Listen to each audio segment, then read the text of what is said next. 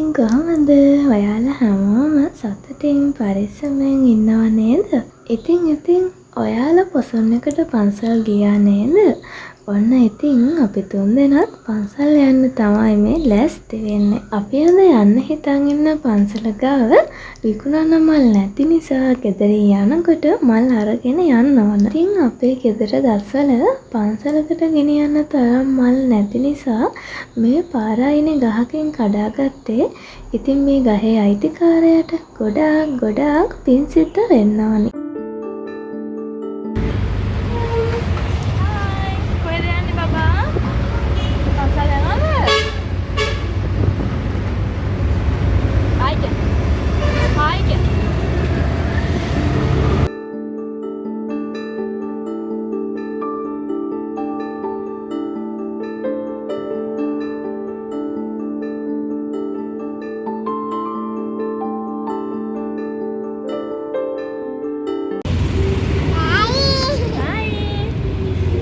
අපේ දඟමල්ලත් එක්ක ගමනක් යනකොට කිසිම පාළුවක් නැහැ. එයා වටපිටාවේ තියෙන දේවල් ගැන, පාරේ තියෙන වාහන ගැන මගෙන් අහනවා. ඉතින් මම කරන්නේත් ඒ ප්‍රශ්න වලට උත්තර දෙදී යන එක තමයි.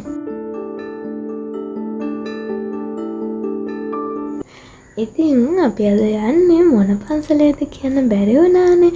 අපි අද යන්නේ මිනිස්සු ගොඩාක් නැති හරිම සංසුම් පරිසරයක් තියෙන පන්සලකට.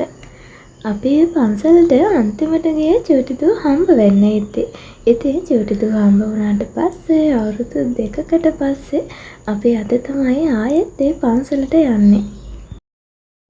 කාටද මල්? සාදුට. සුවඳයිද? යා නෑ මල්. අයියෝ පවුපිරේ ඔයාට. යා නෑ සාදුට තියන්න පොඩි වෙයි පුතේ. අපි දැන් ඉන්නේ බත්තර මුල්ලේ. ඉතින් අපිට තව ටික දුරයි අපේ පන්සලට යන්න තියෙන්නේ.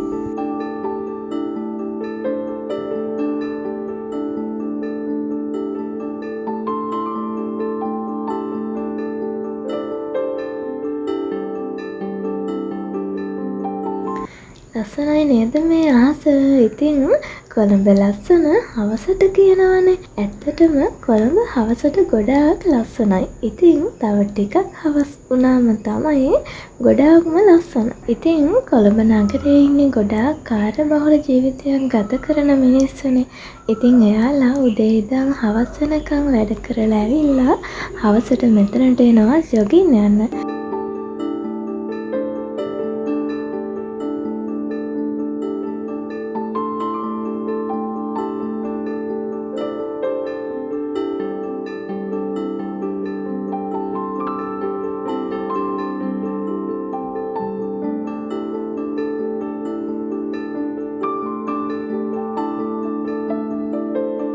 අපි දැන් බත්තර මුල්ලේ දියතොයනට කිට්ටු කරලා ඉන්නේ.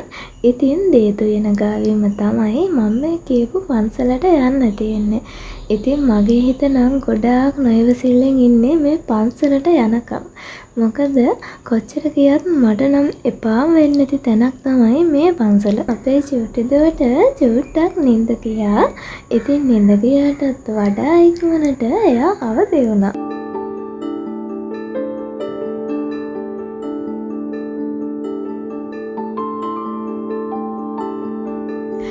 අපි දැන් මේ පන්සලට යන ගමන් ඉන්නේ. ඉතින් පන්සලට යන පාරත් ගොඩාක් ලස්සනයි ළමයි. ඇත්තටම කියන්නත් ගොඩාක් දුකයි. අපිට ගියපු ගමන් හැරිලා එන්න ඕන. මොකද මේ පන්සල වහලා තිබුණා අද. දැන් ඉතින් මේ අපි ආපහු හැරිලා යන ගමන් ඉන්නේ. ඇත්තටම මගේ හිතටත් ගොඩාක් දුකයි. අපිට අදත් මේ පන්සල ළඟටම ඇවිල්ලා ආපහු හැරිලා යන්න උන නිසා. ඉතින් අපි හිතුවා බෙල්ලන්විලටවත් යන්න ඕන කියලා. ඉතින් බෙල්ලන්විල තියෙන වෙන කොහෙවත් මේ පන්සල තියෙන වෙන කොහෙවත් කරන දෙයක් නැහැනේ. මෙහෙම දුකෙන් කල්පනා කර යනකොට ඉතින් අපිට දුක නිවා ගන්නත් එක්ක කියලා අයිස්ක්‍රීම් දන්සලක් හම්බ වුණා. මම නම් ට්‍රුක් එකෙන් බැහැලා ගියේ නෑ. මොකද චූටිදෝනේ ආයෙත් දොය ගත්ත නිසා. ඉතින් තාත්තේ අයිස්ක්‍රීම් ගෙනල්ලා දුන්නා. ඉතින් අපිට මේ වගේ ළඟ අයිස්ක්‍රීම් දන්සල් 3ක් හම්බ වුණා.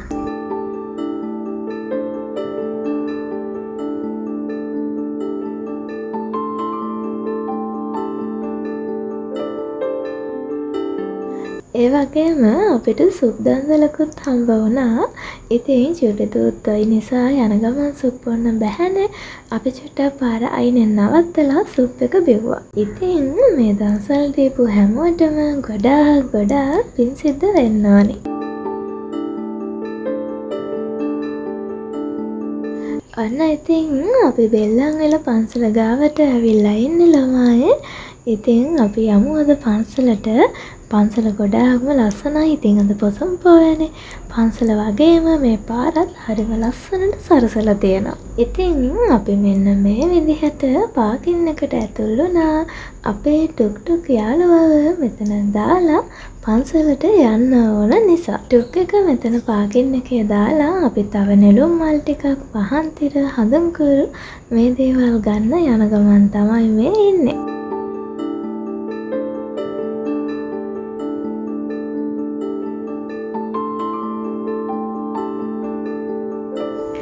ඔන්න ඉතින් අපි බෙල්ලන්විල රජමහා විහාරයට තමයි දැන් මේ ඇවිල්ලා ඉන්නේ.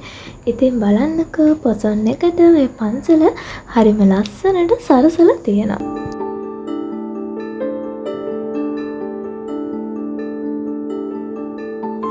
බෙල්ලන්විල පන්සලට නම් චූටි මැණික චූටි කාලේ අපියත් එක්ක ඇවිල්ලා තියෙනවා. ඉතින් එයා හම්බ වෙන්න ඉන්නවා කියලා දැනගත්තම අපි මුලින්ම ආවෙත් මේ පන්සලට තමයි. මල් පූජා කරලා පහන් පත්තු කරලා හඳුන්කුරුත් පත්තු කරලා අපි මෙතනට ඇවිත් වාඩි වෙලා බුදුන් වැඳලත් දැන් ඉවරයි. ඉතින් අපි ඒ දේවල් නම් වීඩියෝ කළේ නැහැ. ඒ දේවල් අපි නිදහසේ කරා. පොසොන් පෝය නිසා මම නම් හිතුවේ පන්සලේ ගොඩාක් සෙනග ඇති කියලා. ඒත් ඉතින් අපි ආවේ පොසොන් පෝයට පස්සේ දවසේනේ. ඉතින් ලොකු සෙනගක් හිටියේ නැහැ. පේනවනේ චූටි මැණික බිමට වෙලා ඇවිත් ඉන්නවා. පන්සලකට ගියාම සංවරව ඉන්න ඕනි කියලා දෙන්න පුළුවන් වයසක නෙවෙයි නිසා එයාට නිදහසේ ඉන්න දුන්නා ඉතින්.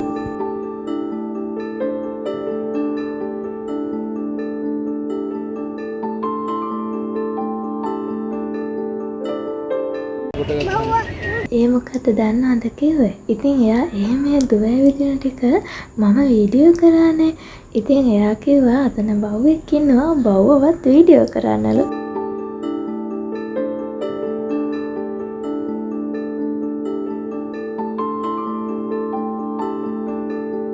අපේ ගෙදරවත් බව්වෙක් නැති නිසා එයා බව්වෙක් දකින්නේ හරිම කලාතුරකින්. ඉතින් එයා දැක්කම එයාට හරිම සතුටුයි. ඉතින් මේ පන්සලේ ඉන්න බව්වෝ ටික දිහා බලා නටනවා.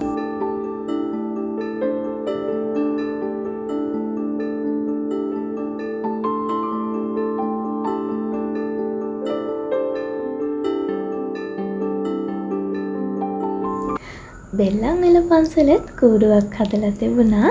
ඉතින් අපි මේ ඒ කූඩුව බලන්න තමයි ආවේ.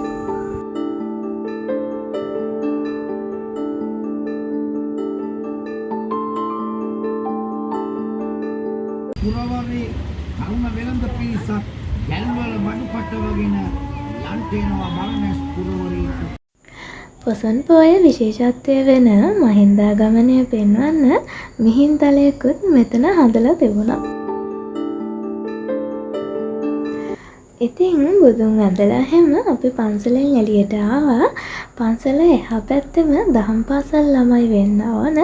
එයාලා බැතිගී කියනවා. ඉතින් අපි එතනටත් ගිහිල්ලා බැතිගීත් චුට්ටක් බලලා ආයෙත් ආවා.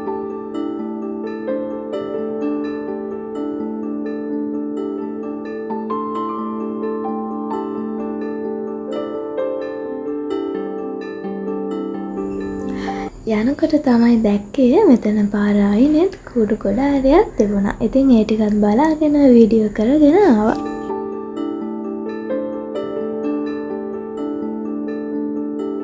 මෙතන පාරේ මාර විදියට සෙනඟ හිටියා. මොකද මේ හරිය හැමතැනම වගේ එක දන්සල් තිබුණා. මම දැක්කා සීනි සම්බල පාන් දන්සල් තිබුණා, අයිස්ක්‍රීම් දන්සල්, බත් දන්සල්.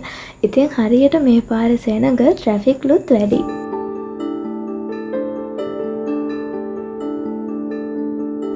පේනවනේ ඉතින් අපේ රිලා පැටියා බඩේරිකු කකා යන හැටි.